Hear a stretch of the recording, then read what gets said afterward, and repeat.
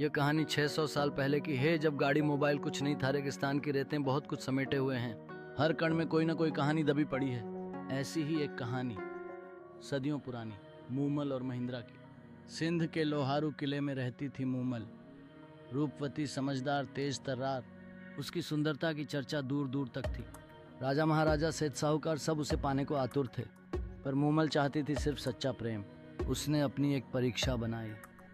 जो भी राजकुमार उसकी कुटिया तक पहुंच जाएगा वही उसका भाग्य विधाता होगा। जैसलमेर के राजकुमार महिंद्रा ने यह चुनौती स्वीकार की।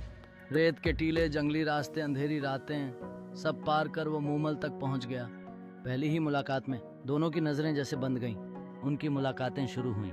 हर रात मूमल की झोंपड़ी में प्रेम की कहानियां बुनी जाती। लेकिन एक रात महिंद्रा कुछ देर से पहुंचा। मूमल ने अपनी बहन को वहां बैठा दिया ताकि महिंद्रा अकेला महसूस न करे।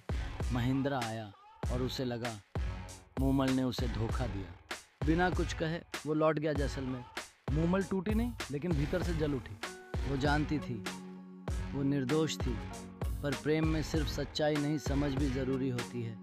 कुछ दिनों बाद उसने अग्नि को गले लगा लिया। महिंद्रा को जब सच्चाई का पता चला, वो दौड़ा दौड़ा आया, पर तब तक सब खत्म हो चुका था। उसने भी वही रास्ता चुना, अग्नि का।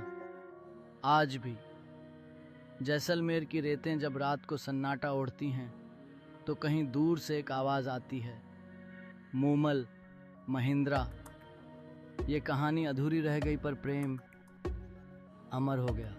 जैसे रात का सन्नाटा गहराता है, महिंद्रा की यादें उसे घेरे हुए हैं। वो बातें जो कभी उनके बीच थीं अब धुंधली सी हो गई हैं, फिर भी उनके दिलों में प्रेम की एक चिंगारी हमेशा जलती रहती है।